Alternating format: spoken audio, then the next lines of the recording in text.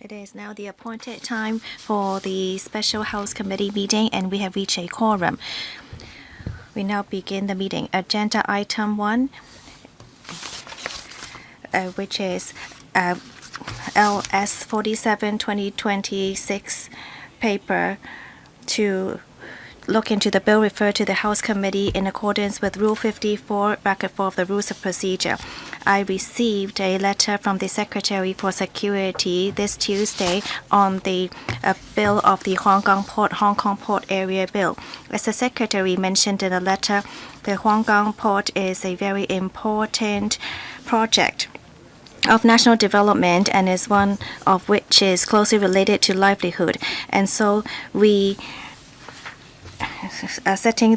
redeveloping the Huanggang Port is very important, and we have to complete legislative procedures by the end or within July to ensure that we'll be able to implement the co-location arrangements. I agree that we'll need to complete this as soon as possible, and that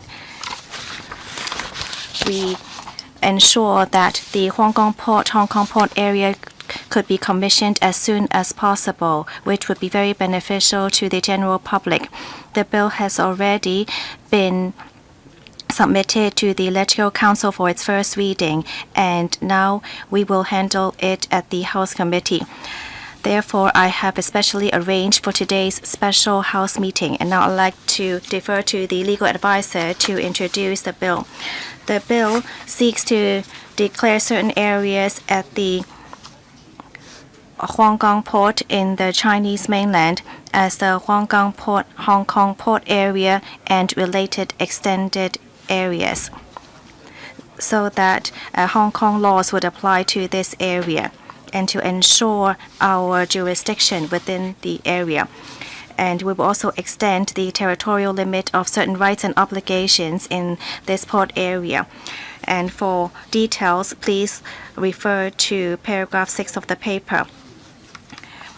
In March of this year, we have already consulted the panel on security, and members in principle support this bill.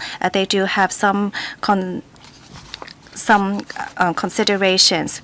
If there is a need, then we can assist the members in looking into the bill. In accordance with the rules of procedure, the House Committee can take suitable measures to look into the bill. Well, as time is very tight, I would like to discuss with members on further arrangements. Mr. Xiu Ka-fai. Thank you, Chairman. I see the co-location arrangements at the Huanggang Port, Hong Kong Port area, and is similar to the arrangements at Shenzhen Bay Port. The Secretary for Security has already brought this to discussion in March, and I believe that we should implement this as soon as possible. Therefore, I believe that we should complete legislative procedures as soon as possible. Since the Council has already referred this bill to the House Committee, I think that we should scrutinize the bill at House meeting as soon as possible.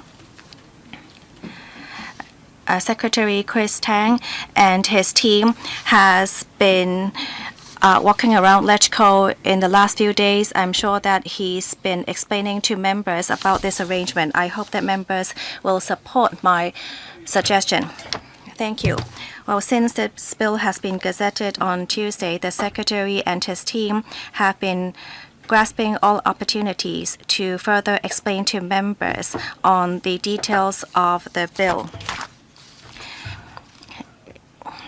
In order to align with the work of the LegCo, the Secretary and his team has already held many explanations tomorrow to explain to members the bill. They are already now at the LegCo building, and if there is a need, they can come in to explain the bill further to members. Well, if you agree with the suggestion raised by Mr. Chiu Fei, we can immediately invite the Secretary and his team to come in. Do members agree? Yes. Well, since we are in agreement, I will now invite the Secretary and his team to attend our meeting.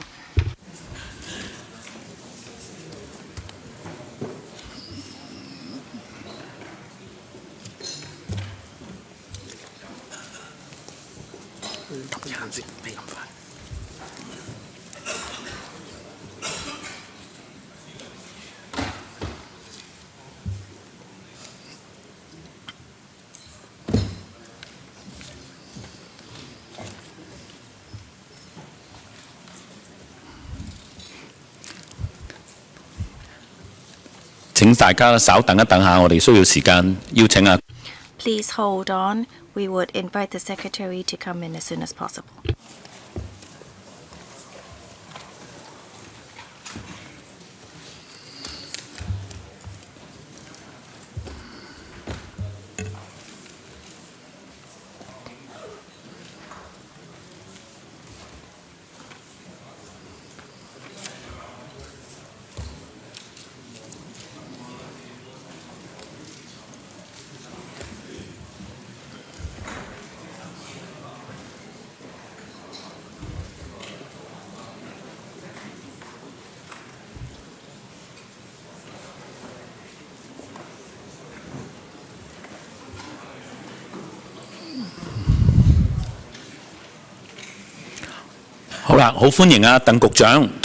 We welcome the Secretary and his team to attend our meeting. I'm not going to introduce each and every one of you. We now move into our discussion. I would first invite members to discuss the pros and cons and the strategic and policy principles of the bill, and then we would go into the clause-by-clause scrutiny of the bill. For members who wish to speak, please press the request to speak button. I will first invite the Secretary to speak. Thank you, Chairman. Thank you, members. Today I am going to introduce to you the Huanggang Port Bill. I'm going to refer to the bill as from now on. First of all, I would like to thank members for your support and to arrange for this special House meeting to ensure that we'll be able to complete with our legislative procedures as soon as possible. The Huanggang Redevelopment Project is in the Futian district and is one of the key initiatives of the Hong Kong government. It is also a major livelihood project, long anticipated by the public as a whole. The redeveloped Huanggang Port is almost completed. We are going to implement it as soon as possible. It will be repositioned as the most important 24-hour land boundary control point between Hong Kong and Shenzhen. With the support of the central government, we will implement co-location arrangement and set out a clear port area on the Hong Kong side and on the Shenzhen side. This is actually the first port in which we implement the collaborative inspection and joint clearance mode.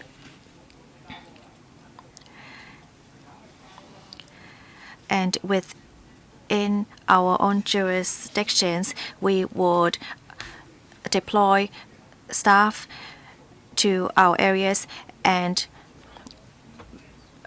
the public will only need to have the inspection once, and the clearance time will be significantly reduced from around 30 minutes at the original point to approximately 5 minutes. There will be about 202 channels and also about 100 automatic channels and also dozens of manual counters. And so we'll be able to have high clearance capacity, which will increase from the current 40,000 passengers to approximately 200,000 per day. And with the commissioning of the Northern Link spur line in 2030, capacity can be further increased to 300,000 passengers per day. On June 26, the Standing Committee of the 14th MPC decided to authorize the Hong Kong SAR to exercise jurisdiction over the Hong Kong port area of the Huanggang port. On July 8, the State Council issued an official reply to consent the commissioning of the Hong Kong port area at midnight on July 31st and its jurisdiction under the laws of the HKSAR. And with this authorization, the SAR government has a duty to complete the local legislative work by end July so that we may exercise jurisdiction in accordance with the laws of Hong Kong upon the establishment of the HKPA.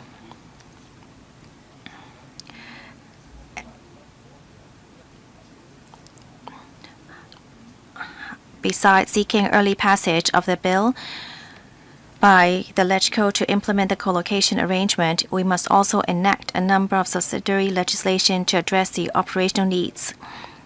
The subsidiary legislation must also take effect simultaneously with the opening of the Hong Kong port area on July 31st so that the entire legal framework will be in place. The redeveloped Huanggang port will have jurisdiction, which means that all Hong Kong laws will apply to the area. We actually adopted the overall jurisdiction approach, which is used at the Shenzhen Bay Court and which is under the Shenzhen Bay Port Hong Kong Port Area Ordinance Cap 591. The preamble and the annex listed out the authorization given by the central government, the coordinates, the maps, and the other legislation is actually modeled on Cap 591, which is the Shenzhen Bay Port Hong Kong Port Area Ordinance. Mostly are technical amendments to ensure that we'll be able to have the two structures of the two ports the same, and that will not affect the legislative effect. Other than one waiver set out for the telecommunications ordinance to exempt mobile network operators, the rest remain the same with the Shenzhen Port Ordinance. The Shenzhen Bay Port has already been in use for over 20 years, and it is actually a very successful example we can model on. We look at four main areas of the bill. First, to declare certain areas in the Hong Kong port in the mainland as Hong Kong port area. Second, to provide for the application of the laws of the HKSAR to the HKPA and for the court's jurisdiction in this connection.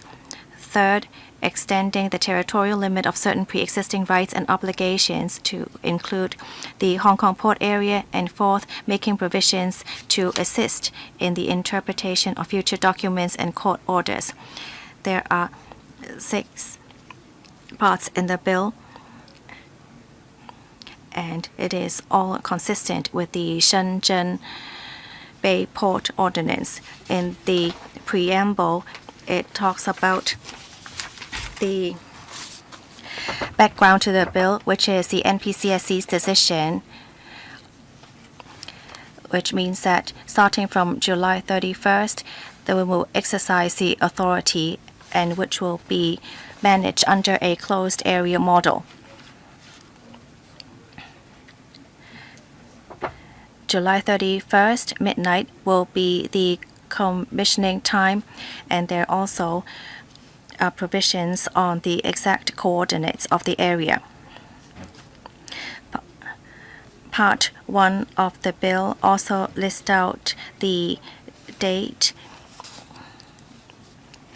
and the short title, and Part 2 of the bill listed out HKPA and application of laws of Hong Kong, including the deck of the Shenzhen section of the Lok Ma Chau Bridge connecting to the port and the areas of the bridge connecting to the interior of the bridge box girders.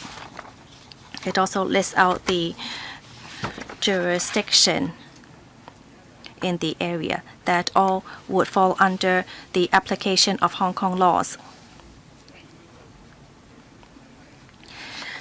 The port area will be a closed area, and we will set up subsidiary legislation.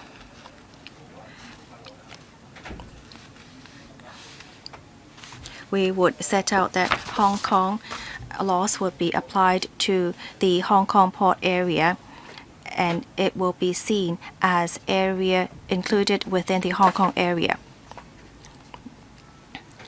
except for statutory provisions that are set out after midnight of July 31st.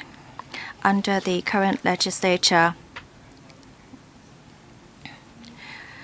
our delineation will be New Territories, Kowloon, and Hong Kong. The bill states clearly that the Hong Kong port area will be included as under New Territories and outside of New Kowloon. The Part 3 of the bill looks into the pre-existing rights and obligations and to ensure that the government will be able to ensure that rights and obligations are to be included within the Hong Kong port area. The territorial limit of pre-existing rights and obligations will be extended to include the HKPA. That means that pre-existing rights or obligations arising from wills and contracts will not be affected.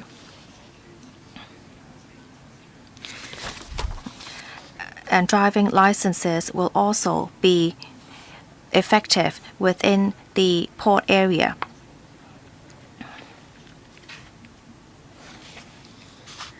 The order can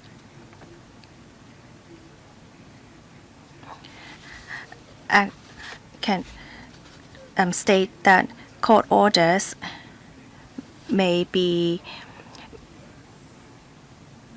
made under inherent jurisdiction of the courts. And in Part 4 of the bill, it looks into the future rights, obligations, documents, and court orders. Unless otherwise,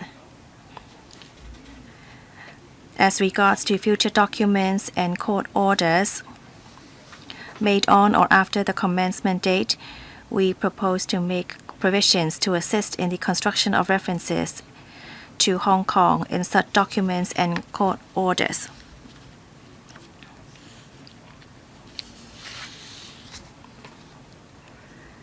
And in Part 5 of the bill, it looks into miscellaneous provisions, such as the expiry of the bill, which is June 30th of 2047. And the expiry of the lease. This is actually consistent with the provisions in Shenzhen Bay Port Ordinance. And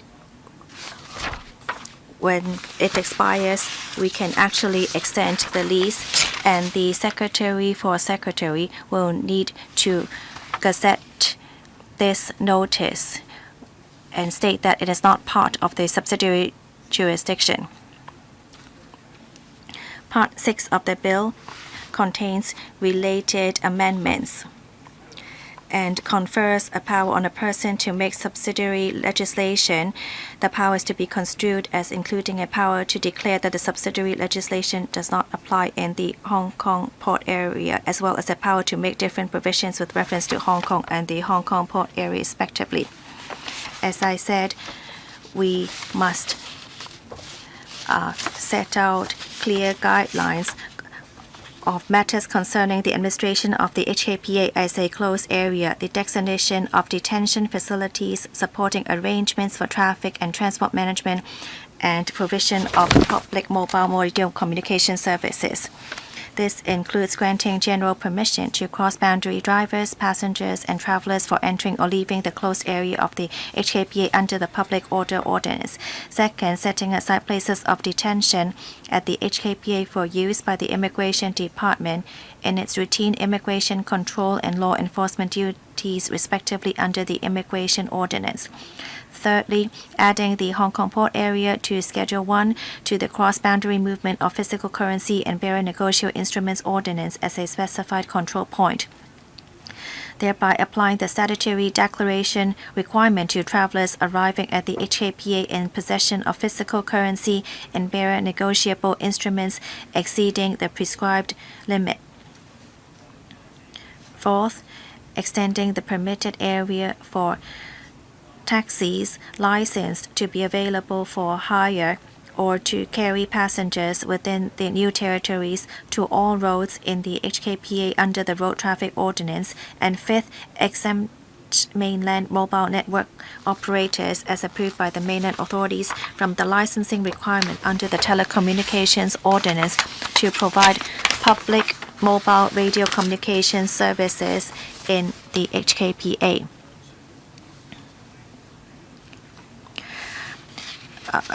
1 to 4 of the subsidiary legislation is in consistency with the Shenzhen Bay Port Ordinance. 5 and 6 is a bit different, but then the redeveloped Huanggang Port is in the Futian area. The design is very different. Therefore, Hong Kong and Shenzhen will co-share the building, and there is no clear specified designated delineation between the two sides. Therefore, if the telecommunications provider have to operate together in the same building, there will be harmful frequencies and cause interference. If the base station is sending signal within the building, once again, there will be harmful effects impacting the residents and the business operators in Shenzhen. In order to make sure public telecommunications network, the only technically feasible methodology is to allow for the mainland operator to provide facilities as well as seamless services in the building. Since the two locations have differences in specifications as well as requirement, we suggest that through the Telecommunications Ordinance, we exempt mainland mobile network operators from acquiring license. Apart from that, in order to ensure that the general public can connect to the internet, the control point building will have free public Wi-Fi offered by the Hong Kong SAR government. The subsidiary legislation will be subject to the vetting of the passage of the bill. It will be vetted through negative vetting. And on the 31st of July, that is the Gazette Day, it will come into force. In order to ensure the scrutinization of the bill, therefore, as we issued the Legislative Council brief on the 14th of July, we have already drafted the related subsidiary ordinance. We advise members to discuss and raise questions regarding to the subsidiary legislation that I've mentioned just now, and we are happy to respond. The Hong Kong SAR government will submit the subsidiary legislation to the Legislative Council meeting for tabling. It is one critical step for the speedy opening of this control point. With that, Hong Kong and Shenzhen will be in a position to conduct joint test runs on operation, public transport routes, emergency responses, as well as stress tests. The Hong Kong SAR government will remain in close contact with the Shenzhen government. While conditions are ready for the safe and smooth operation of the port, we will finalize a date for the port's commissioning and make announcement to the public in due course, with a view to providing a more efficient and convenient border crossing experience to the public. I implore members to support the bill so as to implement the co-location arrangement at Huanggang Port and facilitate the joint preparation of both sides for the port's opening. This suggestion does not involve any novel or contentious issues, and there is also precedent. I trust that the general public will yield their support. Early on the 27th of March, we have already consulted the panel for security regarding the legal framework. Members show their support, and the Hong Kong SAR government will cooperate fully with the Legislative Council's scrutiny work. President, these are the highlights of the bill. My team and I are glad to respond to members' questions. Thank you. Thank you, Secretary. Now it's time for members to ask questions. As mentioned by the Secretary, in order to make provision for the necessity for the Huanggang Port, Hong Kong Port Area Bill, 6 subsidiary legislation are required, and it has to come into effect on the same day of this legislature. And it is already attached in the Legislative Council brief for all members to go through. Members are welcome to ask policy-related questions to the Secretary. 23 members have already pressed the button and showed the intention to speak. I will read out the order one by one. Given the numbers of members who intend to speak, question and answers include 4 minutes for each. Mr. Ray Wong, Tan Ka Piu, Yu Ming, Chen Yong, Christine Fong, Stephen Hong, Lam Wai Kong, Chen So Hong, Mr. Chen Hock Fong, Carmen Khan, Lohai Lam, Lam Man Kwong, Jonathan Stewart Lamford, Adrian Ho, Chow Su Chong, Mr. Robert Lee, Mr. Jimmy Leung, Mr. Chen Han Bang, Mr. Chen Zhong Yi, Mr. Yu Park Leung, Mr. Lau Ka Kang, Mr. Ng Chao Bak, and Mr. Chong Ho Fong. Mr. Ray Wong, thank you. Thank you, Chairman. Regarding the Hong Kong Port area, it is one important step for Hong Kong to fully integrate into the National Development Plan in order to ensure safe and smooth operation. That is one question that I would like to seek help from the administration regarding the connection of compliances and legal. You intend to complete all local legislation by 31st of July. However, the actual commencement day of the port depends on the co-decision of both sides. And in the past, as we look at Shenzhen Bay, it has been several months for the period of waiting. I can see that the training time of all personnel are being suppressed. If there is not enough time, then my question is the drills and the operation and the emergency responses stress test time are expected to take how long a period of time? Thank you. Thank you, member. We are very concerned about the readiness of the Huanggang Port, because after the refurbishing of Huanggang Port, the old port will cease to operate. We have discussed with the Shenzhen government since a lot of personnel and facilities has to be transferred from the old port to the new port. Therefore, we don't have a fallback plan. We cannot take any step back. Therefore, as the port is officially commenced, we have to ensure smooth operation, including the readiness of all facilities and devices, the adjustment of all devices, including face recognition machines. It has to be highly precise. As well as the procedures of handling pedestrian flow, it requires a lot of drills, including the passing of pedestrian flow, as well as stress test, which mainly focus on number of pedestrians, the provision of government Wi-Fi, as well as emergency responses in case of accidents, for instance, terrorist attack, transport accidents, etc. all these drills will be conducted before official commencement of the port. Up until we find the result satisfactory, if we are confident to ensure smooth operation, then we will order for the commencement of the Huanggang port. For sure, we will be fully ready before we begin operation. Mr. Tan Ka-pil, thank you, Chairman. This is a piece of good news. My party and the general public give us full support. The significance is not to have one additional port that we are familiar. We also see new technology. We are adopting the approach of collaborative inspection and joint clearance. These are all the highlights of this bill. We all feel that the scrutiny of this bill is very pressing because we all want to enjoy this new port as soon as we can.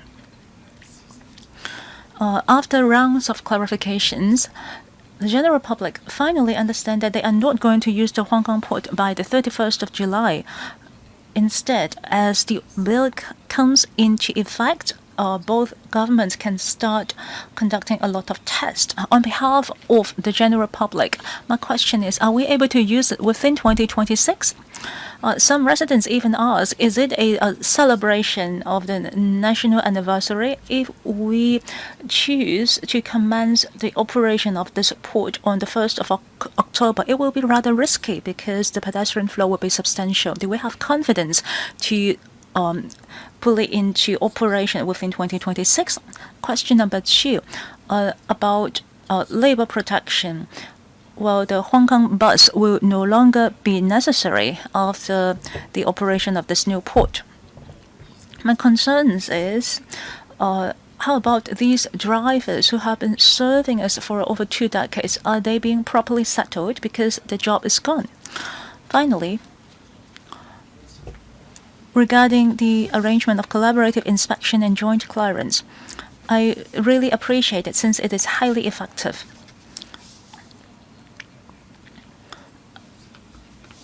However, if there are illegal workers, let's say a Chinese mainland resident who is passing through the Chinese mainland clearance because they have no records there, but as they come to Hong Kong, they might be blocked since they have a record as being an illegal labor.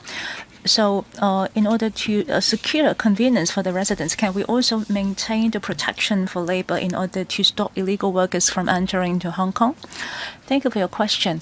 We also wish to see a speedy operation of the port. The prerequisite is through preparation, including all the drills that I've just mentioned.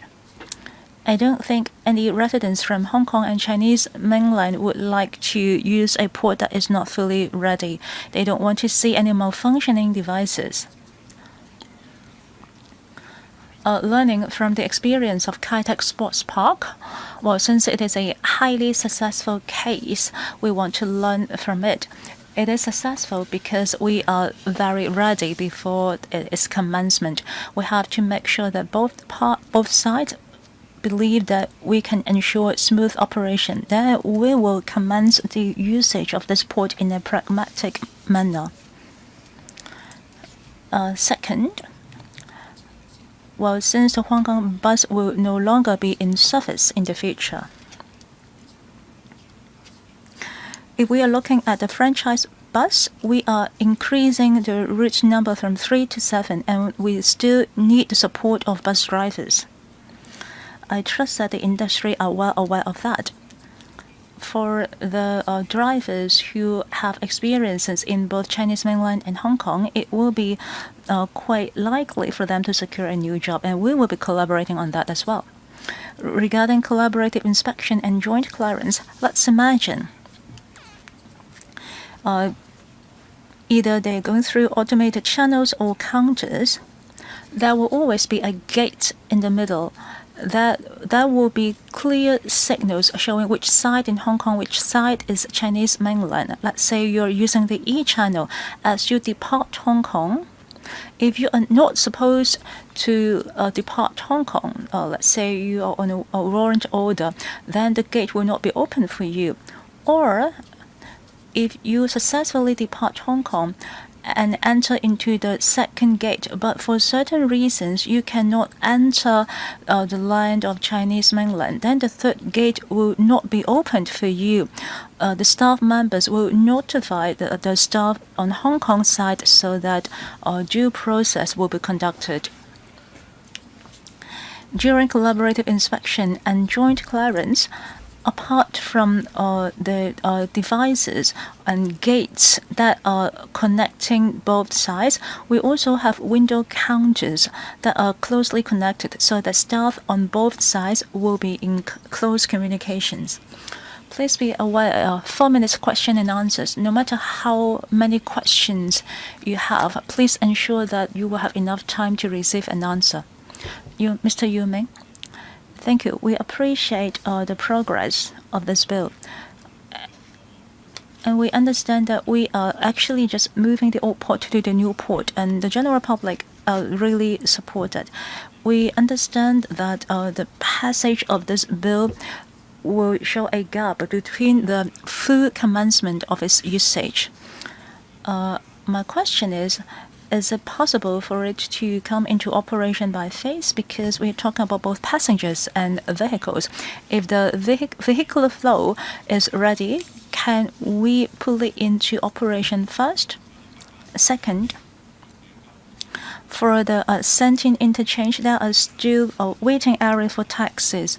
There are some taxis who can wait there in evening times. After moving to the new port, both taxis or the hired vehicles and the limousines, I just wonder where will be the waiting area. This is something that the industry highly concerns. I really wish to see more elements or modes of transportation that can be incorporated in this area. Nowadays, in the northern new territories, including Fanling and Shengshui, there is no direct bus route going to the Huanggang port, and I worry about the capacity of the short route.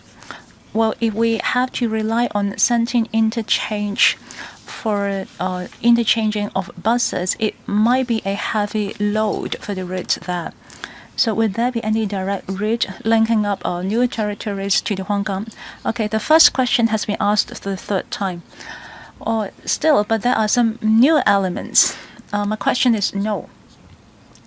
We have been in discussion with the Shenzhen government. If we are going to move, we will move all the personnel and facilities together. Therefore, we will not be operating the port in phase, and that is why we have to seize the time and be as prepared as we can.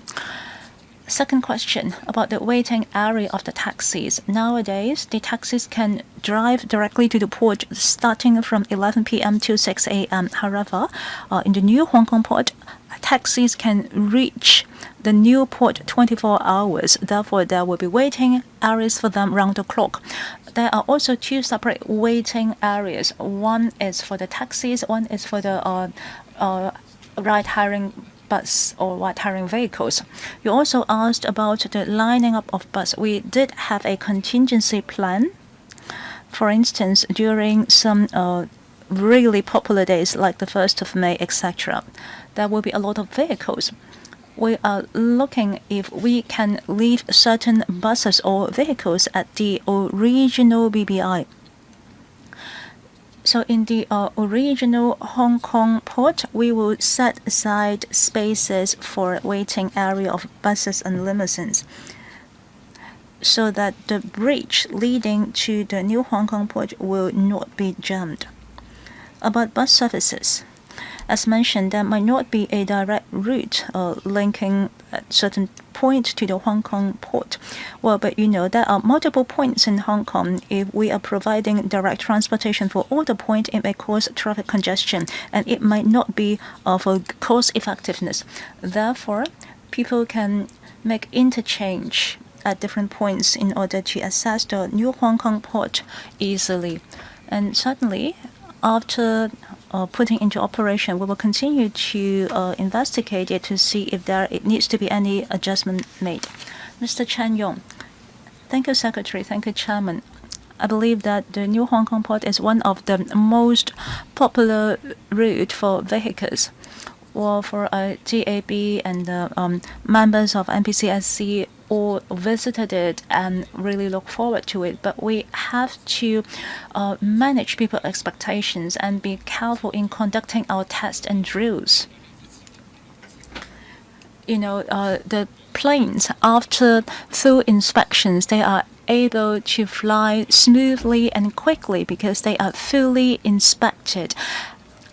This is the same expectations that we need to give to the general public.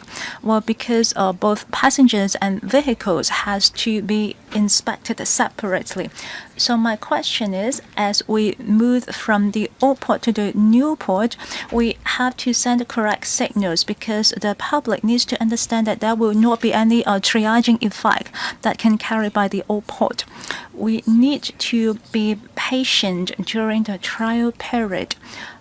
After proper testing, we can fully operate it so that people can enjoy the success of such new arrangements. So my question is, how long would it require for both sides to conduct full testing so that the public's expectations can be met? Thank you. Secretary. Thank you, Chairman. Very well said.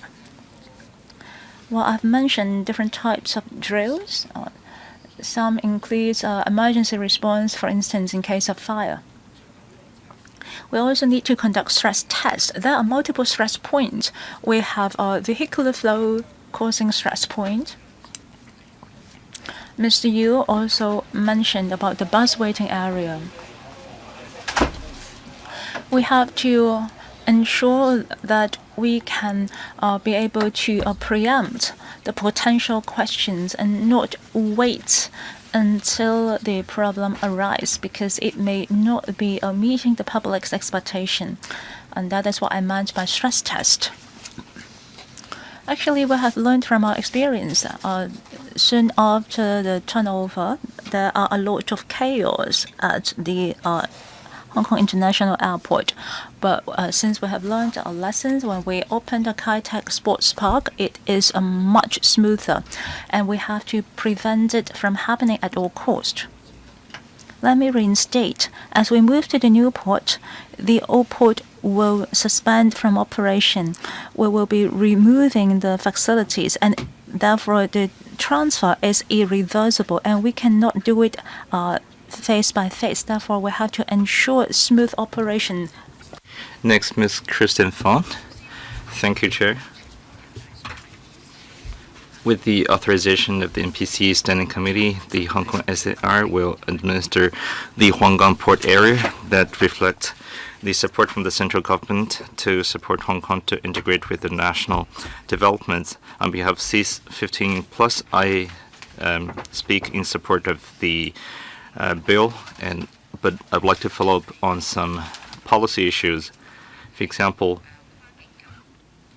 policy officers, when it comes to cross-border rescuing efforts, are there any contingency plans? How do you make sure that there are no gray areas when it comes to law enforcement? For example, if you call the help hotline, as the Secretary said, part of the telecommunication services will be installed by the mainland authorities. So should we call 110 or 999, which is more effective? Secondly, in the long run, the port area will rely on the northern link. By 2030, there will be a passenger flow of 300,000. Can you please elaborate on the arrangement of the rail lines, and can you please tell us about the progress and the schedule? We hope that the northern link can be put into operation as soon as possible to alleviate the bottleneck. As for other mainland checkpoints, people over 95, 75 will not to get off the car for a checkpoint. So is it also practical in the new checkpoint? Lastly, for franchise buses from Wukaisha to the new Huanggang port, there is no route connecting Changkun-O to the new port. Will you consider adding a new bus route? I'm very happy to see that new territory buses are allowed in the new Huanggang port area. 4 questions. Please try to finish them in 4 minutes. Well, as for rescue and policy officers, yes, there will be policy officers and policy offices at the Newport area. There will be firefighters as well. We are also in connection with the Shenzhen municipal government. Rescuing efforts, of course, prevail. We have signed some administrative paperwork. If there is something, we will also prioritize rescue efforts, that's for sure. And secondly, regarding whether people over 75 will need to get off buses, as this is joint inspection, so people have to get off buses, but there is protocol fast track. This is also available in other checkpoints like Hong Kong-Zhuhai Macau Bridge. The elderly or the injured can use this fast tracks. For individual bus routes, at this point, maybe it's not possible to cover every route with new bus services, but we believe it would be very convenient to go to Changkun through bus interchanges from the Huanggang port, but we will also review the bus routes and see if there are any adjustments should be made. Next, Mr. Stephen Ho. Thank you. I speak in support of this bill. Hong Kong citizens are very familiarized with this arrangement. The SAR government, especially the Security Bureau, has conducted many drills. We used some new technologies. We have seen the video clips about the smart technologies at the checkpoints. We agreed that the custom clearance time can be reduced, but at the same time, traffic flow will increase. So more passenger flows mean that we will pose some pressure on the subsequent steps. For example, custom clearance, when the passenger flow is high, if there enough distance for the custom officers to observe the passenger flow. As you know, we have more exchange between the mainland and Hong Kong, and a lot of visitors bring back meat, egg, and orchards. So how do you evaluate these high-stress situations?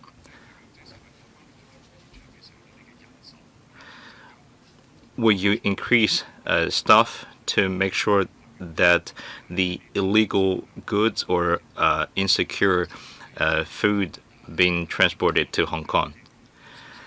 Thank you, Chair.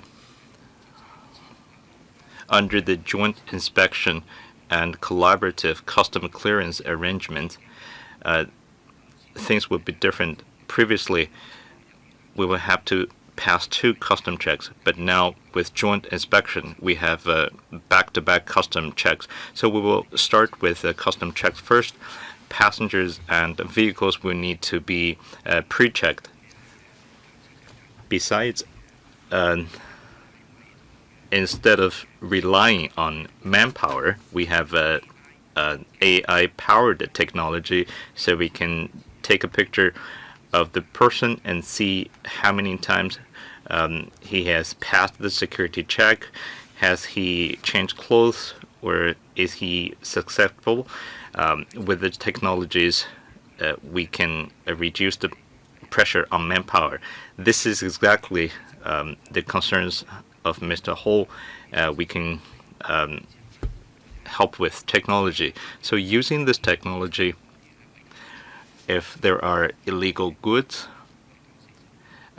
we can report 40% more of illegal cases. Of course, there will be stuff on the ground, but technologies can be there to help us inspect illegal goods. This is a great help. Well, let me also talk about the contactless custom clearance. This is available in Hong Kong-Zhuhai Macau Bridge. That means you don't have to verify your fingerprint or any identification to pass the clearance. This is not available in other checkpoints, but in the future we will promote the technology in other places. Yes, we know there will be a chance to use the technology in the future, but are the supporting devices enough for supporting this arrangement? We have enough spaces. We hope that after the Huanggang port area is established, we can invite members to pay a site visit. Next, Mr. Lan Weikong. Thank you. We're very thrilled that the new Huanggang port is commissioned. We support the logical to scrutinize the bill as soon as possible. Regarding passenger services, I'd like to learn more. I know there are 3 buses, 6 minibus routes, and 3 extension lines. Are there enough vehicle lanes for future extension? If we have a more passenger flow, can we increase the number of bus routes? Secondly, I noticed that the parking area for vehicles in the future, as the secretary said, taxis and e-hailing taxis have a waiting area, but there are also taxi fleets. Does it mean that e-hailing taxis, and tax fleets, they all have waiting areas for passengers? Secondly, in Liantang port, we were told that cross-border students bring light furnitures or books with light duty trucks. What's the arrangement for these light trucks? For public transportation services, we have reserved spaces for future extension. Secondly, regarding taxes, in the interchange area, we have areas for taxis, and we have tax areas for taxi fleets. They are separated, so citizens can use areas as needed. As I said, other vehicles can include franchised buses, minibuses, and taxis. We don't have any area for other types of vehicles. Well, if you have carry heavy goods, consider taxi fleets or some cross-border minibuses. So there is no parking area, drop-off area for light-duty trucks. No. As I said, apart from the categories of vehicles I mentioned, there are no areas for other types of buses. We have only areas for minibuses, taxis, and buses. There is no area for other types of vehicles. I hope the government can review the services and increase the services as per the need of the citizens. Next, Mr. Chen Xiuhong. Mr. Chair, the redeveloped Huanggang port is another good example after Shenzhen Bay, and joint inspection and collaborative custom clearance will be available 24 hours. This is to deepen the interconnectivity of facilities in the Greater Bay Area. So it's long awaited, and I support it wholeheartedly. I have a few questions, and we summarized the views from 45 plus. Number 1, collaborative inspection and e-channels. So we need to check identification only once to complete the custom clearance for both sides. For example, if I am going from Hong Kong to Shenzhen, I can complete the procedure with my home visiting permit. And Secretary, you mentioned a couple of times, but could you please say again, the data collected by Shenzhen will only include the data in my home visit permit, my face recognition and fingerprint, no others, right? And relevant data, are they transmitted through the computer systems in Hong Kong and Shenzhen, or is the data going to be transmitted on the cloud? So my concern is regarding cybersecurity. How do we ensure cybersecurity? Are we doing this separating the job facility between Hong Kong and Shenzhen, or is there going to be a joint collaboration? As you said, there will be areas for e-hailing taxis at the new Huanggang port. At the council meeting, there was a resolution on e-hailing private cars. As you said, if private cars are not allowed in the Huanggang port area, I hope the Secretary can consult with the Transport and Logistics Bureau and see if it's possible to allow e-hailing private cars as well. 2 questions. Number 1, let me reconfirm that the data of Hong Kong citizens would not be interchanged with that of mainland China.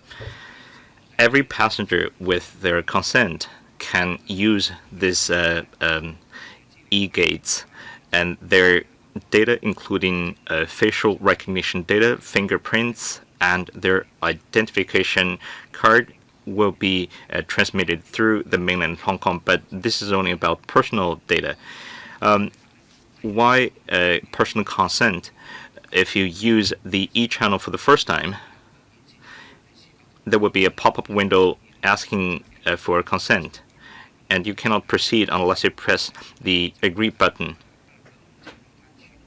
Then you have to go to the traditional stuffed counters. So there is no transmission of other data, and everything is only possible under consent.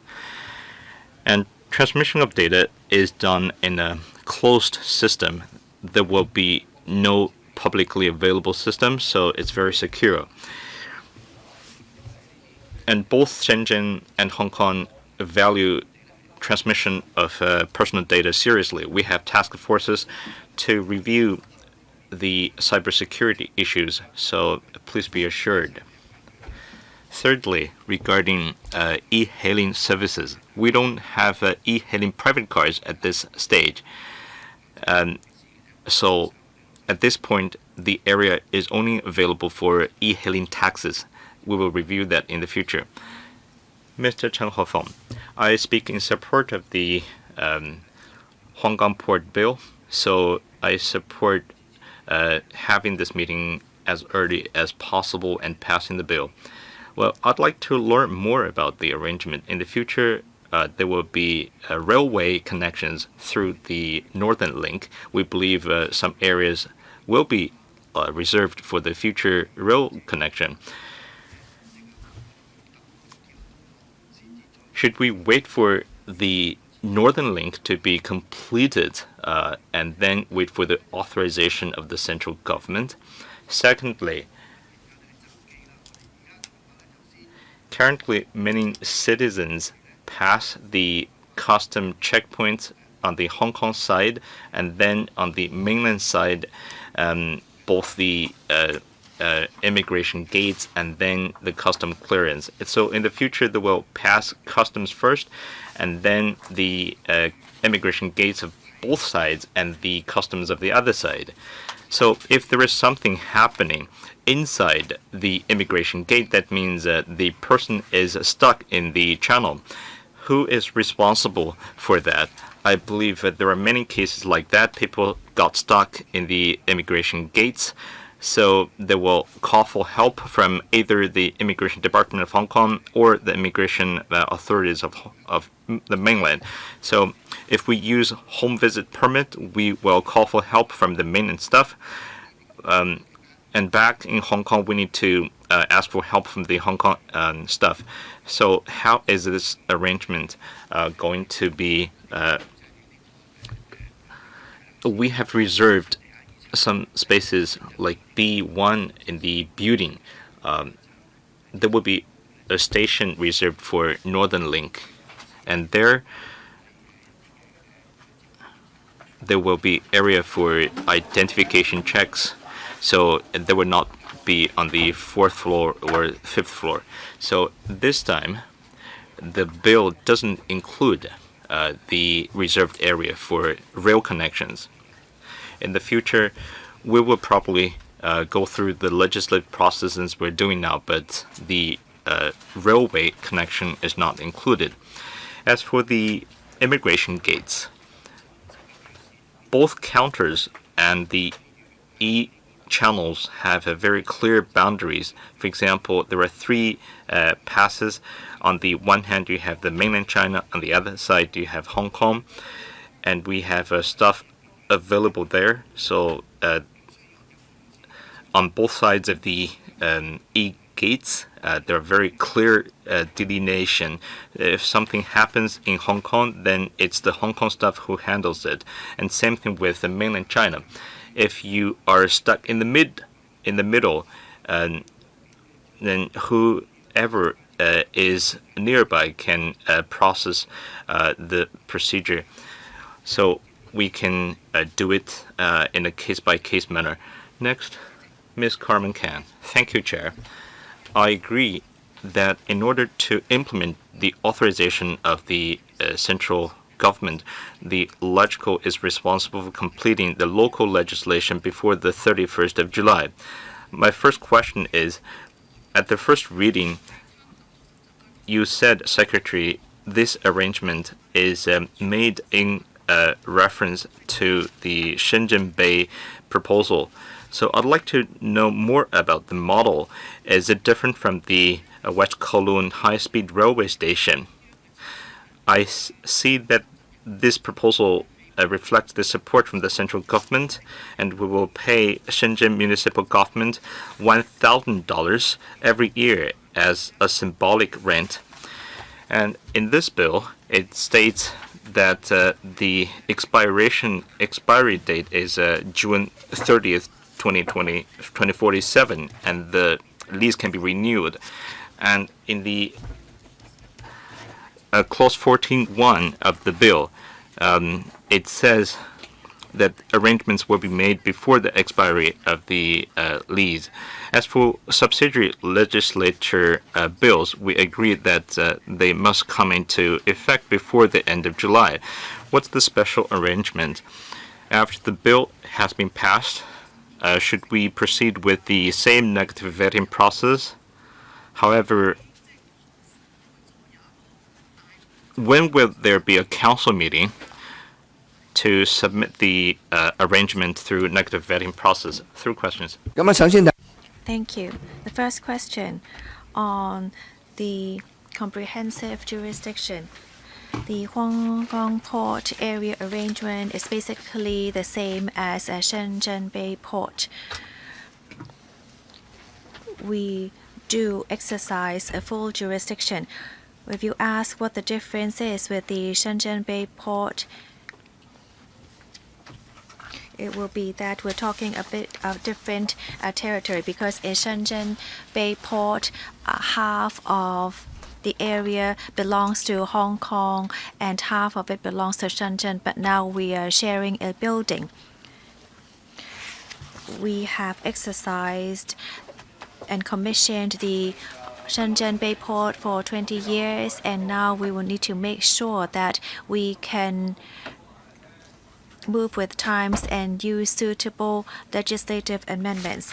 For the subsidiary legislation, it is because that we need to exempt the mainland mobile network operators, is that in Huanggang Port area, it will not be feasible to use Hong Kong mobile radio communicator services. Therefore, we will need to have such an exception.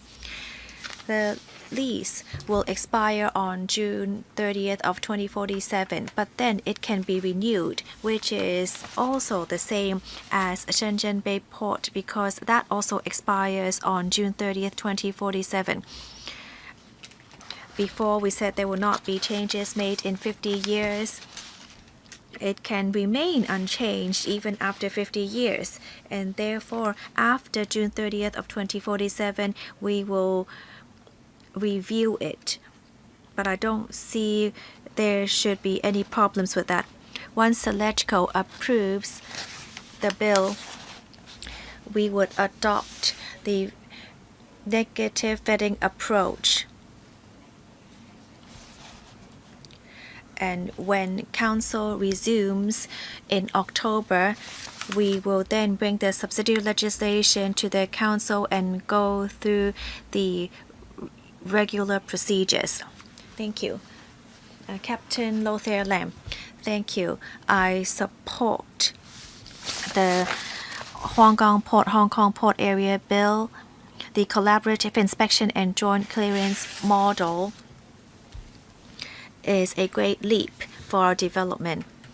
And this is the only 24-hour boundary for Hong Kong and Shenzhen. And franchise buses, light buses, and taxis can all use this port. It is very convenient. I am a bit concerned with the operations of the transport hub.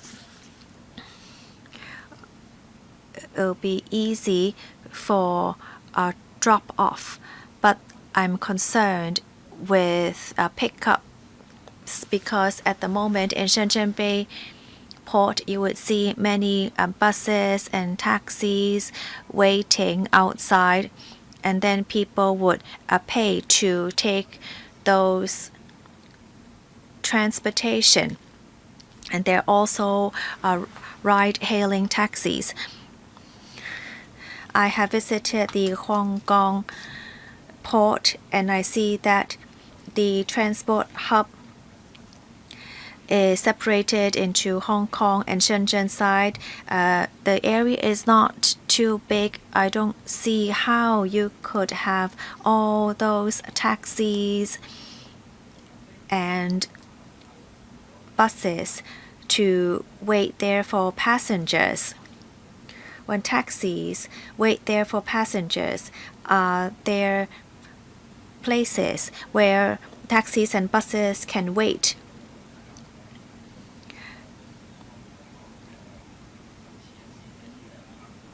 Would you also consider setting up cross-boundary designated routes for passengers as well? Thank you.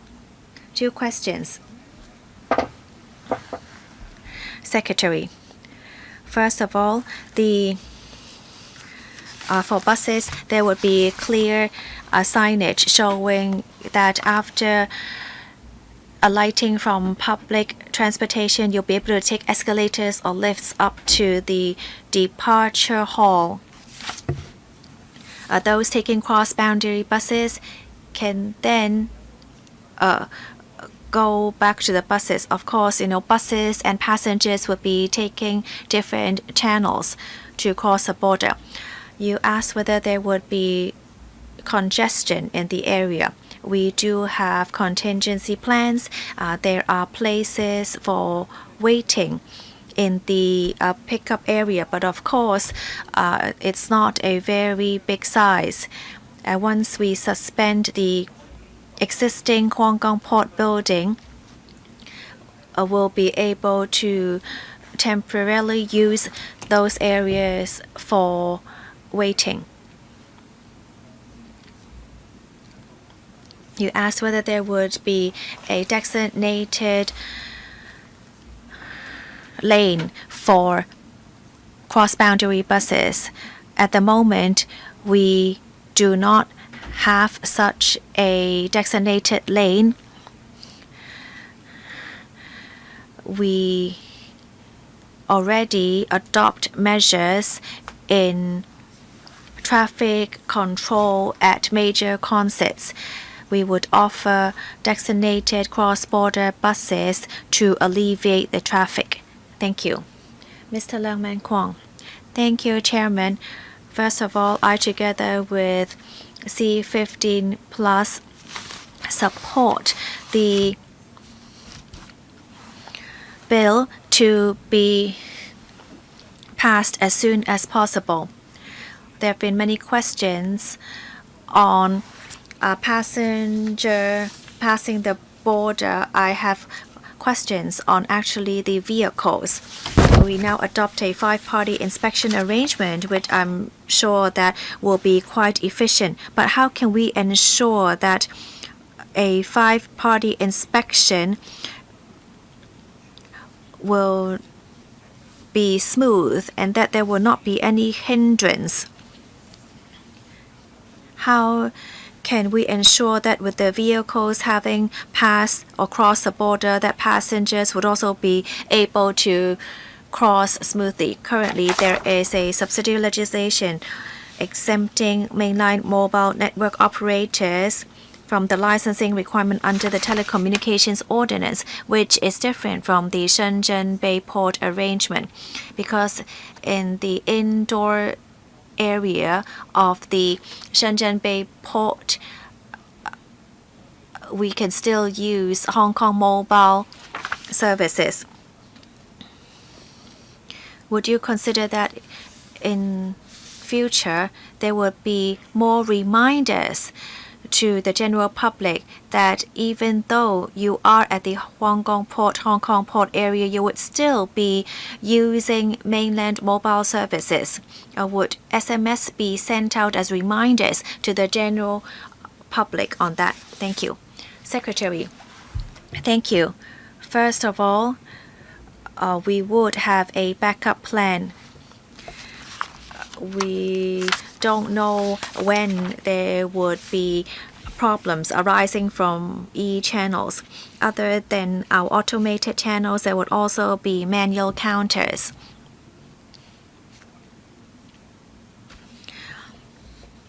I agree that we must raise awareness and enhance publicity in mobile services in the port area, because when you're using mainland mobile services, then it will be considered roaming for Hong Kong operators. I'm sure that you've experienced receiving SMS reminding you that, oh, you have now begun your roaming services. Or even with reminders, we would still enhance publicity. We would tell the general public that roaming services would be charged, but we would provide free Wi-Fi services.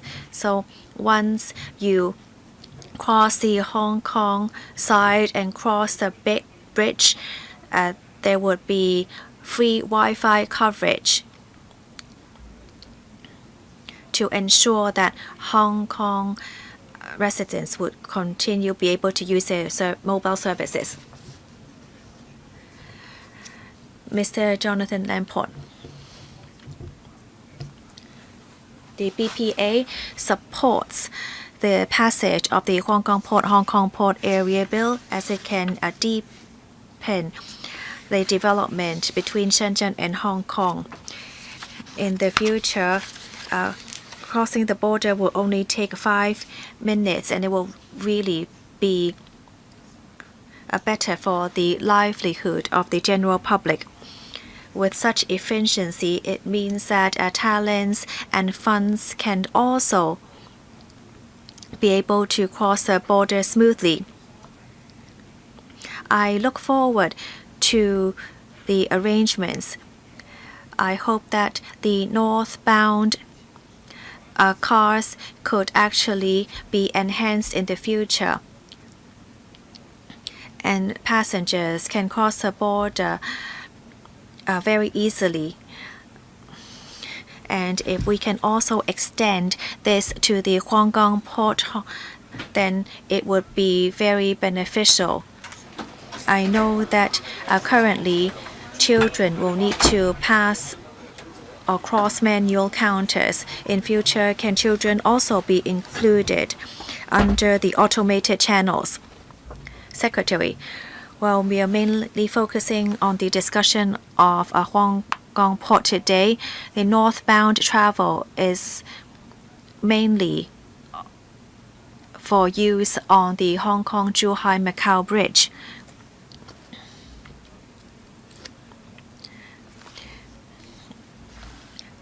If we extend northbound travel to the Huanggang Port, then it might actually cause congestion to certain borders. That will be one of our considerations. We do have an age limit at the moment, and it is also in use on the mainland. So currently, we need to work in consistency with the mainland age limit. There's also a height limit. So at this stage, the automated channels or e-channels will only be extended to those above the age of 7. Mr. Adrian Ho. Thank you. I really look forward to using the redeveloped Huanggang port. I do have a couple of questions for the Secretary. Once the Huanggang port is commissioned, will you once again offer quotas for private vehicles to cross Huanggang port? Secondly, it's still quite complicated to travel to Huanggang port at the moment. You have to take all sorts of public transportation. I want to know whether you would provide parking lots at the Huanggang port for private vehicles. Well, this is the 4th time we have questions in relation to transport arrangements. Secretary, thank you. At the moment, we are not offering quotas for private vehicles to cross Huanggang port, but we will consider to monitor whether there is a need to extend this offer. Due to limitations, we cannot offer parking lots as we do at Huanggang Way. Private vehicles will not be able to directly travel to Huanggang port. There are parking lots near the existing Huanggang port, and you can park your vehicles there and then take other transportation to the new redeveloped Huanggang port. We will consider to review this to see whether any changes will be made in the future. Mr. Chao Siu-chung. Thank you, Chairman. I'd like to thank the central government for authorizing Huanggang Port to become a co-location border with the collaborative inspection and joint clearance system. I'm sure that it will really give us a whole new experience. Therefore, we are really looking forward to the passage of the bill as soon as possible, so that arrangement work could be made as soon as possible. I have 3 questions. The first question is similar to that of Mr. Adrian Ho's. At the moment, the railway is not completed, and therefore many still make use of private vehicles to commute. Would you consider building a public parking lot in the vicinity of the Huanggang port? It's been 1 year since we discussed it previously. Have you been considering it? Have you identified a site? And when would you be able to provide public parking services? Secondly, private vehicles are prohibited from entering the port area. But I see in the Shenzhen area at the B1 level, there is a loading and unloading zone. Would we actually also do the same on the Hong Kong side to offer a loading and unloading zone? There is also a similar arrangement in Hengqin. Can we also do that as well? Last year, 1.6 billion was approved for works at this port. As this port is close to Shenzhen, would you be recruiting mainland workers? Did you invite tender on the Hong Kong side? And if you were to recruit mainland workers, have you been adopting the regular procedures? Would you leave more job opportunities for local residents? Well, it seems that you're deviating from our discussion, but Secretary, try your best to answer the questions. Thank you. I would defer to the TD on transportation arrangements. At the moment, we will not offer an immediate loading and unloading zone. To do that, it might give rise to major congestion.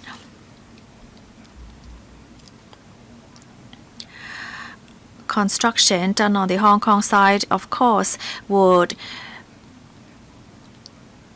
adopt Hong Kong laws and regulations. Therefore, priority would be given to Hong Kong workers.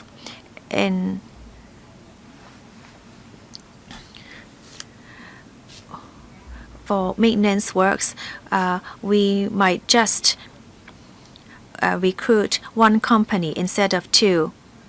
And we would, of course, do our best to prioritize Hong Kong companies and Hong Kong workers.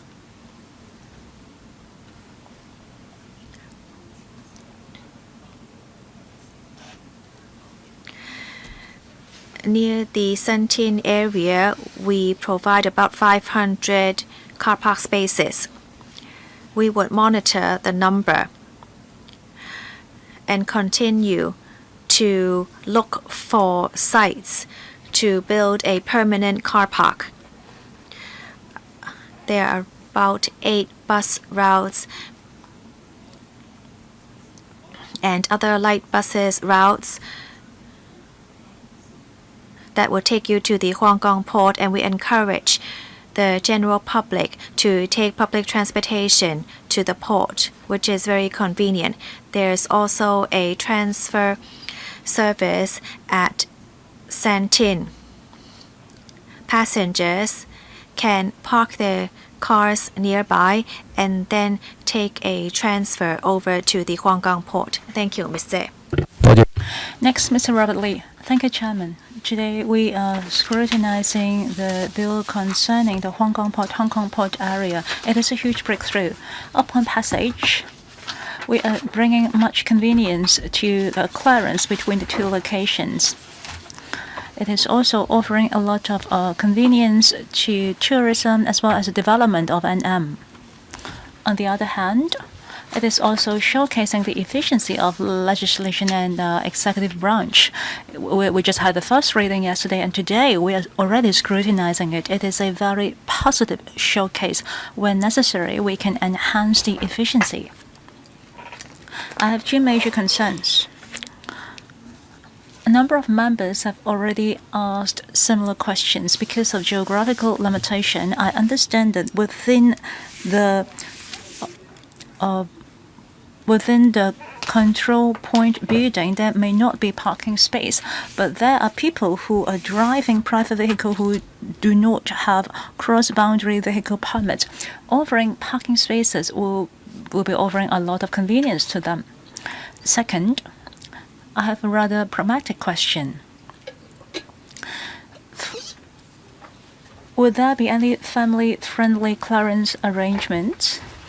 There are actually channels which allowed children aged 7 or above. At other gates, the regulations will be set at age 14 or above. Would there be clearer signage so that parents won't waste time waiting at the wrong queue, or a better publicity so that it will be smoother when such family have to go through clearance? Thank you. Please mainly respond to the second question. Thank you very much. I do agree. We need to prepare for clearance arrangement. For example, what is the age limit for the using of each channel, and we also need to seek consent before the first usage. We also need to offer government Wi-Fi, or they have to use roaming telecommunication services. These are all the highlight of publicity before the commencement of the port. Thank you. Next, Mr. Jonathan Leung. Thank you, Chairman. Today we are discussing the Hong Kong Port Area Bill. My party, the Liberal Party, supported. Co-location is a new model. The collaborative inspection and joint clearance is also brand new. It will operate 24/7, and we expect to stimulate a surge of Hong Kong tourists visiting Chinese mainland. We also expect more Chinese mainland tourists coming to Hong Kong and consumes products and services here. I have one question. That is a 5-party joint inspection system. They will be checking the vehicles together, including the customs of Hong Kong, the Department of Health, as well as the custom of Hong Kong, etc. Nowadays, we still witness a lot of illegal ride-hailing vehicles. Since there is no third-party insurance, there is no protection over the passengers.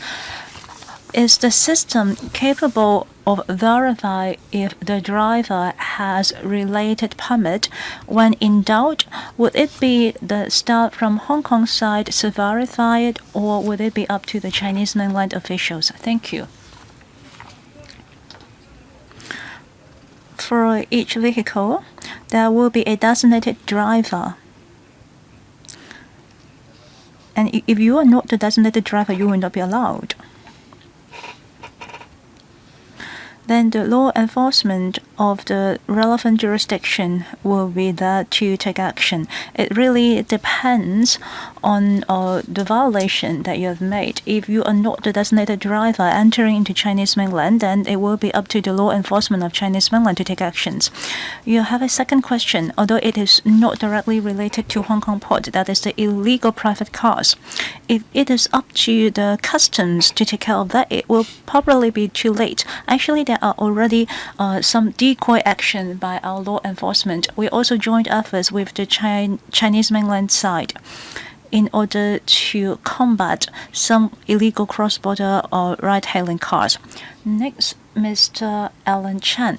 I really support the Hong Kong Port Area Bill. It is long awaited. We have been constructing it for 6 years and a half. I have a compliment for the administration. First of all, the secretary and the team has put forth a lot of innovative facilities at this port. First of all, it is a passenger port that adopts co-location clearance. Second, the operation of collaborative inspection and joint clearance allowed passengers to go through the clearance within 5 minutes. Even without the documents, we can also go through by face recognition. And the next one is the 5-party inspection. You know, sometimes it is very messy and troublesome if we have to go through 2 rounds of inspection, especially for the vehicle drivers. Therefore, the 5-party inspection is bringing a lot of convenience to the residents. You know, the maximum of passengers can be up to 200,000, which is 4 times of the existing figure. By 2034, upon the operation of Northern Link, it will be 6 times of the existing figures. And the total floor area is 430,000. It is an addition of 11.4 times. Adding with all the public transportation, including MTR, taxis, connection, etc., bringing forth a huge breakthrough in terms of transportation. And my major question is, for the vehicle passage, at this moment, we only have 20. In the future, there will be 40. Since we have double the number, why are we expecting only 20,000 of vehicles? Since we are doubling our passage, originally we are allowing for 15,000. Are we okay also including the cargoes? Since we have 5-party inspection, the speed should be reduced. Should we increase the maximum load to up to 80,000 or 100,000? I cannot understand, because we have already improved our hardware and we have speed up our clearance, but the vehicle count is in turn reduced. Another question. It is a question from the cross-boundary bus. The lack of a waiting area has forced the bus to depart from the port area before they can return. It is drastically reducing the operation efficiency. When can we provide a bus waiting area for them? Question number 3. Apart from face recognition, would it follow the example of Huanggang? We can enhance the precision of verification. Mr. Chen, you cannot ask 4 questions. I think you have to stop here. Secretary. Thank you. First of all, I want to clarify. We are increasing the vehicle passage from 20 to 26. On normal days, we are allowing around 9,000 vehicles to make use of the service. At its peak, it will be 11,000, and in the future, we are expecting a maximum capacity of 15,000. We do have a certain parking space on the upper floors, and there will also be waiting areas. Second, although we are allowing face recognition, but you really have to bring your Hong Kong ID card and your permit. Please always have your document with you. Thank you. Yeah, it has to be a double verification. Next, Mr. Yu Pak Lang. The Hong Kong port is funded by the Shenzhen government, charging us only a symbolic rent and allow us to operate it as Hong Kong port area. It is a very substantial support to Hong Kong for integration into GBA, and it is also a milestone. Surely, since the 2 governments are co-constructing this port, my concern is how can we make good use of this? Many members have asked about transportation arrangements. Well, as the tourism industry, we are concerned about the tour groups at the new Hong Kong port. How are they going to be arranged? The 2 governments consider it because for sure there will be a tourist group. How can we triage the individual tourists and the group tours? How can we cater for the group's needs? Well, because if you have franchise bus or light bus, it will be used by both local residents as well as individual tourists. I think we need to consider about providing for luggage space on these public transportation. As for the airport, I believe that the airport also needs to collaborate with Huanggang Port because it is offering services 24 hours, and sometimes there will be planes arriving at Hong Kong in small hours, and they rely on the Huanggang Port to come to Hong Kong and catch the flights. Is there any collaborating transportation arrangement? Is it possible for us to prepare for a specific channel for the flight passengers in order to attract more passengers from GBA to take flights in Hong Kong? Next, Amy Chair from the Transport Department. Ms. Chair.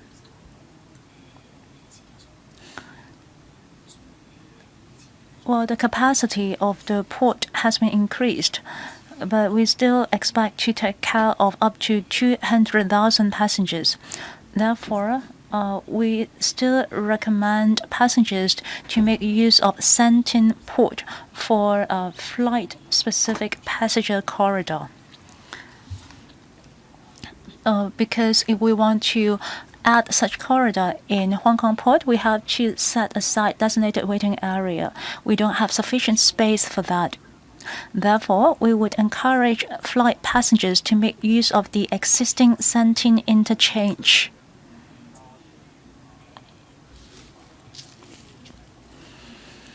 As for transportation to the airport, there are some existing franchise bus routes going to the airport at the Shantin interchange. Chairman, I still have some time left. You mentioned about the Shantin interchange.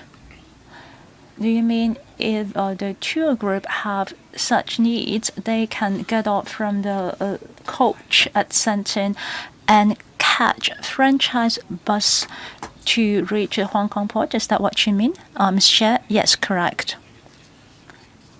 You have to direct a question to me. You can ask the questions at the administration directly. Chairman, we have some issues with the artificial islands.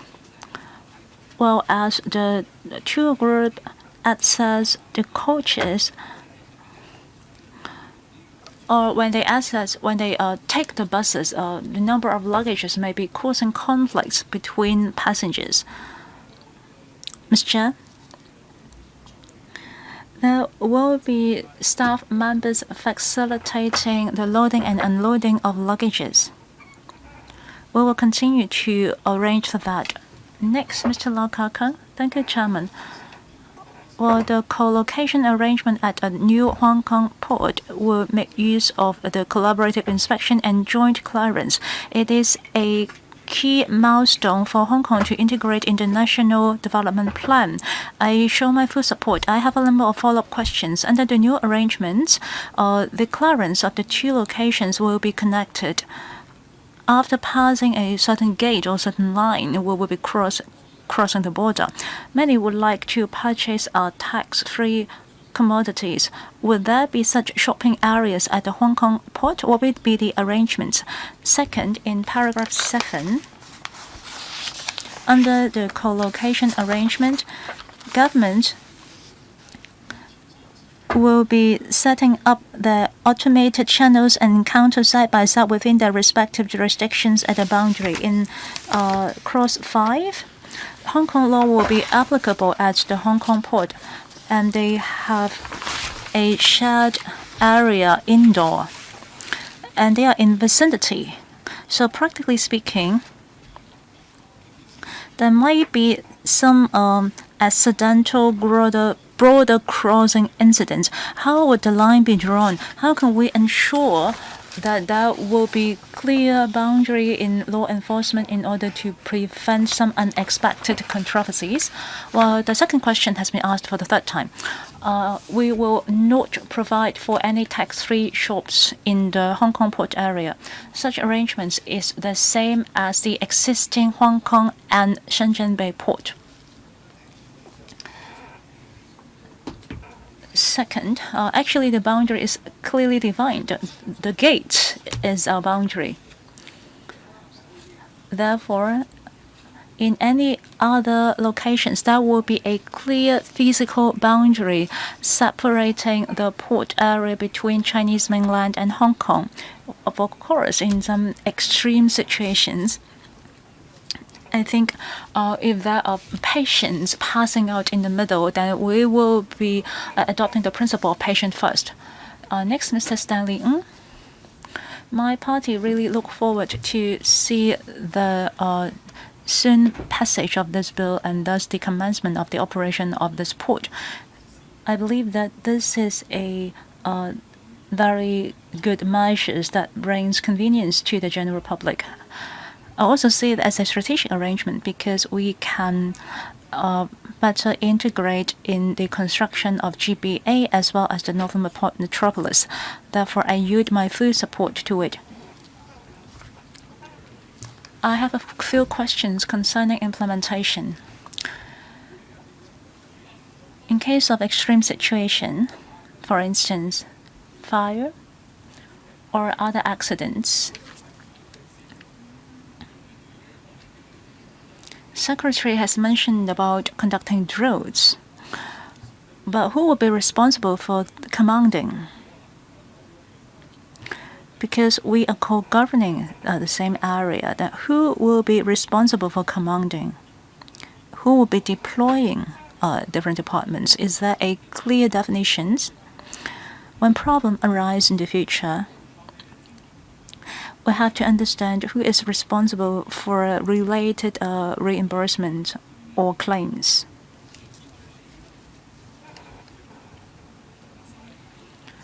Before the 50s, if you look at the port, you understand that passengers can enter and exit the area freely. However, under one country, two systems, we understand that there needs to be a control point. And the new Huanggang port is very convenient. We can pass through the port within 5 minutes. When can we actually put into practice a smooth passage of clearance? First questions. In case of accidents, who will be responsible for the commanding? We have a certain collaboration with the Emergency Response Department in Chinese mainland. It depends on the location of the accident. If it occurs in a Hong Kong port area, it will be commanded by the Hong Kong government and vice versa. But of course, in extreme emergency situation, if someone pass out, if there is a illegal resident passing through, you cannot rely on a central commanding. I'm talking about something that concerns the mass. Then it will be determined by the location. But of course, we need to seek help from the Chinese mainland government. They will certainly offer their help. But the commanding will be depend on the jurisdictions. It is a kind of integrated collaboration. I find the boundary rather blur. No, because when we are talking about jurisdiction, the boundary is very clear. Depending on the location of the incident, certain jurisdiction would be applicable. There's no ambiguity. The only exception will be something that is extremely urgent, like having a patient passing out, or a fire breaking out. Then the staff that is the nearest will react first, because we are adopting the patient first principle. In a Hong Kong-Macau-Zhuhai bridge, we are already practicing such clearance arrangement.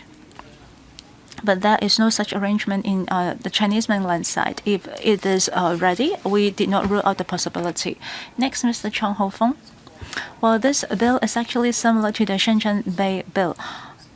Since it has been in operation for a while, I think we are quite clear about the details. I have a number of questions regarding the collaborative inspection and joint clearance. For sure, we will give it our support. But when they first use it, when the resident first use it, they have to sign an agreement on the monitor of the device in order to give consent. There will be a lot of words in that consent form. If I have to read it slowly and then give my consent, it might be quite troublesome. Would you consider making use of I am smart, so that the general public would be able to give their consent in advance through the app? Then they don't have to wait in long queues at the port. Second, about the exemption offered by the telecommunication ordinance. It is something that appeared the first time. Nowadays, we will allow mainland mobile network operators to operate within the buildings. And the 5G network will be prepared by the mainland operators. Although the Hong Kong SAR government is providing free Wi-Fi, I still want to know for the government Wi-Fi, is it offered by the mainland operator or Hong Kong operator? Because different operators will have different limitations, including the use of certain apps. I'm quite concerned in the future as we legalize ride-hailing cars. They have to be ordered or hired by Hong Kong apps. We cannot be used on the mainland side. In that case, different operators would limit the usage of such app and therefore the usage of the ride-hailing services. Sometimes when we have to hire the taxi or cars, we will have to communicate about the pickup location, because there will be a lot of passengers and vehicles. So we might generate certain usage of 5G roaming data. Would there be any commercial arrangements in place? Let's say if there are telecommunication signals sending from the base station within the building, roaming services fees can be exempt, so that there will be not that many disputes. If it is not impossible, then maybe the Hong Kong operator can put together certain base stations, so that our mobile phones can receive some weak signals in order to make calls. we accept e-payment on taxis. Apart from the Octopus card, they can also accept the payment from credit card through POS machine, but without the 5G network, they cannot receive payment from credit card. I think your question is understood. Please reserve time for the secretary. Secretary, I would take the first question. I will also ask my colleague from the government to take the second question as it's technical.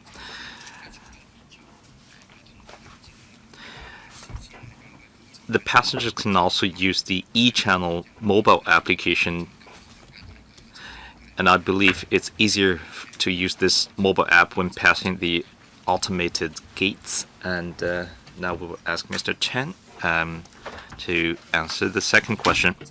人助理總監，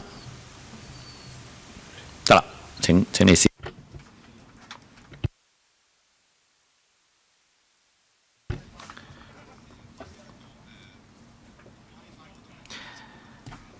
Regarding Wi-Fi services,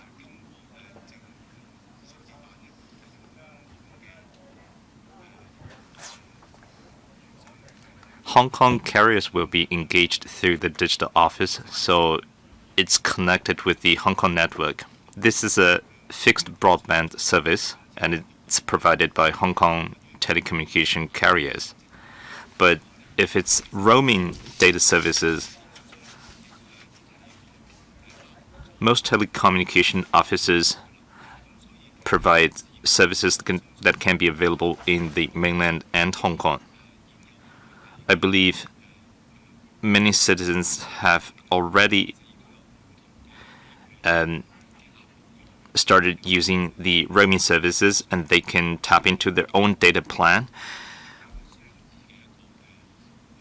so they can enjoy services on both ends with their service packs. But what about the drivers? They're probably not using the data plan of both sides.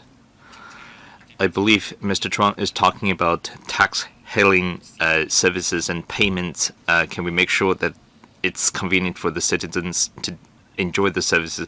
If they have roaming services, then it doesn't make any difference.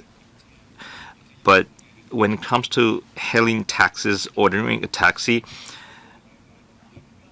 it doesn't require a lot of data.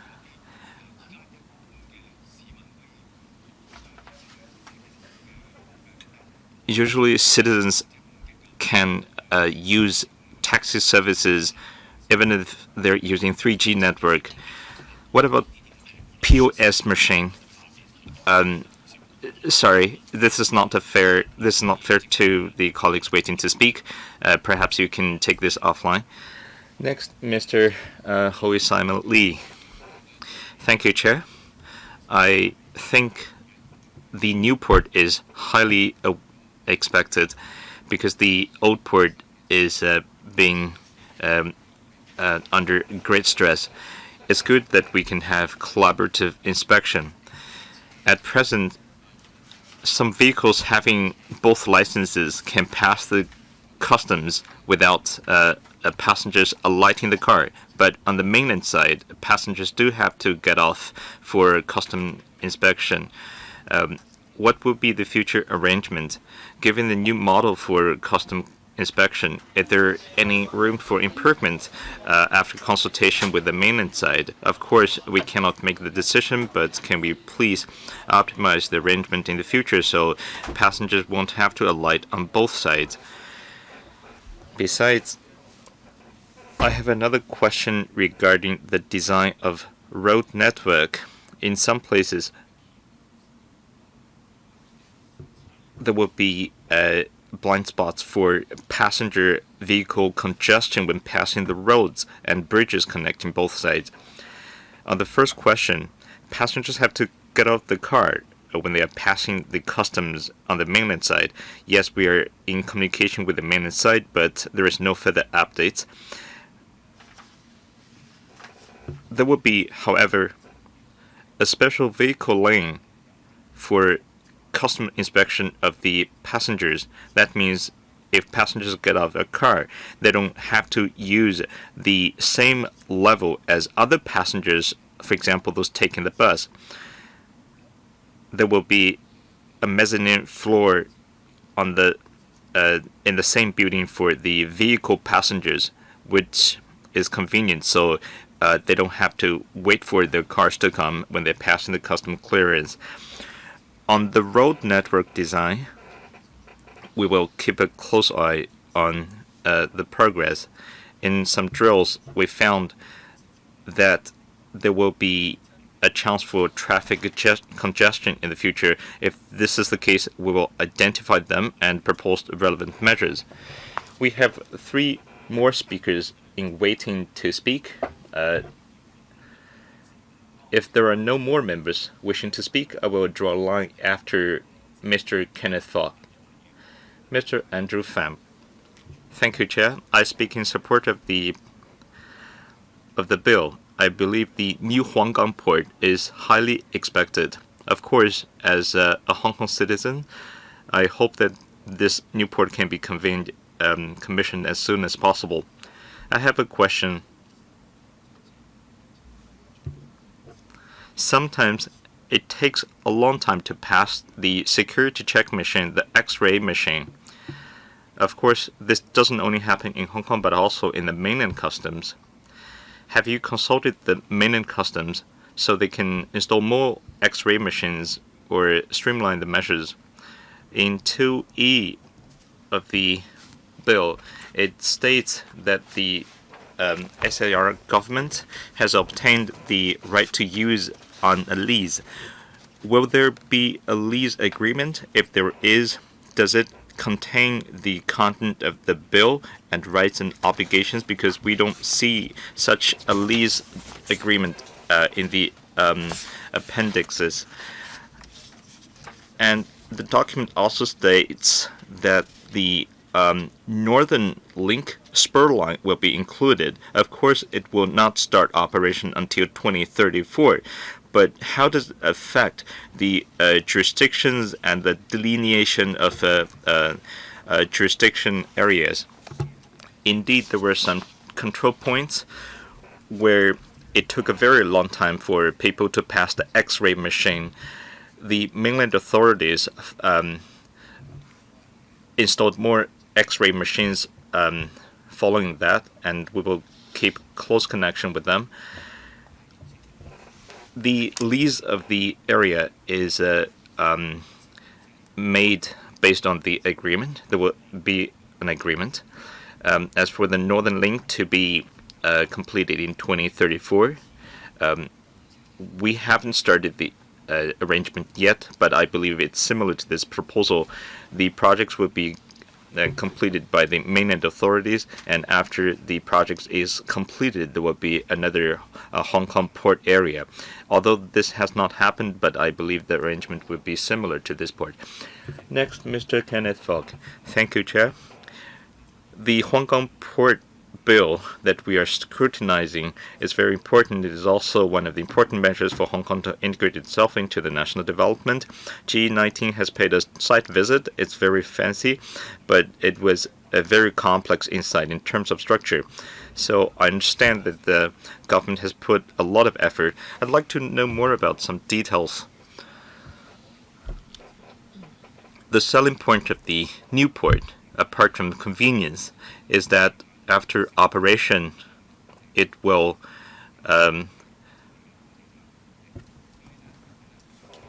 release around 40,000 square meters of the area around Huanggang Port in Lo Ma Chau. So after the operation has started, when the land will be released, because this concerns with the development of the Xinting area. Second question on Northern Metropolis. Well, by the way, the logical is scrutinizing the bill on the development of the Northern Metropolis. Shenzhen Bayport is included in Northern Metropolis. If the new Huanggang Port Hong Kong area bill is passed, the port area is not included in the Northern Metropolis, so that means that we need to amend the bill again. Last year, I submitted a proposal, as we knew that in the new port, there will be stuff from the Health Bureau to check temperature for the vehicle passengers. Will there be infrared inspection in place to replace manual work? In Shenzhen Bayport, there was a high workload for this. In the future, we'll be engaging more technologies to conduct the health inspection. I will take the first question, and my colleagues will take the second and third question.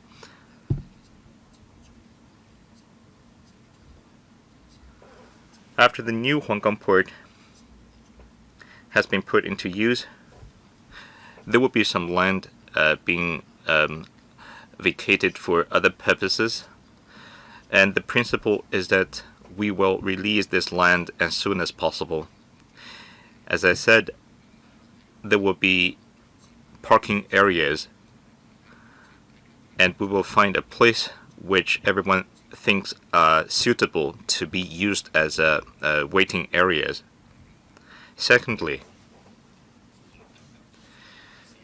will we proceed with the CSA if we need to include Huanggang Port in the Northern Metropolis?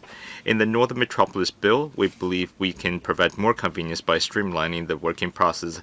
The TLB has some plans regarding Shenzhen Bayport, so Shenzhen Bayport is included in the remit of Northern Metropolis bill. But for Huanggang Port, as it has been developed already, so there is no necessity of including it in the Northern Metropolis bill. Dr. Lo?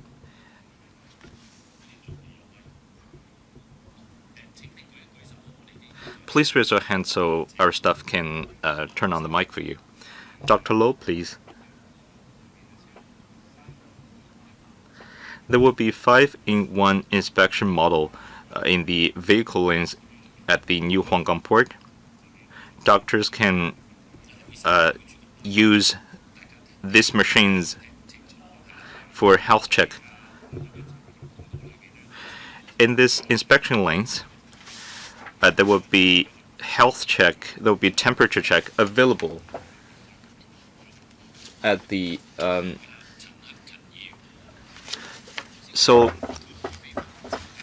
Mr. Chen, I believe we have basically answered all the questions. The port building is beautifully designed, but I noticed that the vehicle lanes are all one-way lanes, so if something happens, it's hard for the passengers to take another route or turn back. This is why we need a buffering area at the port for the vehicles in case they need to go back. Number 2, legislative process and commissioning of the port are two different matters. We believe there will be some gap in between. I think you can conduct some stress tests during the gap. We're talking about tens of thousands of passengers, or even more during big holidays. If there are congestions, this is not ideal. So, traffic congestion, stress test, and passenger flows, these are important. We conducted similar stress tests at the Kai-Tak Sports Park, so we can draw reference from this. Will the Secretary and his team conduct drills regarding the operation of these control points? Or we can draw reference from the model of Kai-Tak Sports Park, so the members of the public and the civil servants can be engaged in the drills. This is to make sure that everything runs smoothly when the control point comes into operation. I agree with Mr. Chen that the waiting area for cars is necessary. In the future, we need to look for a possible buffering area as we are talking about connection with other transportation means. Stress tests are necessary, for example, public transportation, contingency plans, etc. But for the timing and format of such tests, we will update the logical in due course. We have listened to proposals from 26 members. Now I will adjourn the meeting for 15 minutes, and after the meeting is adjourned, we will go for clause-by-clause scrutiny. That means we will resume the meeting at 1:32 p.m. Thank you.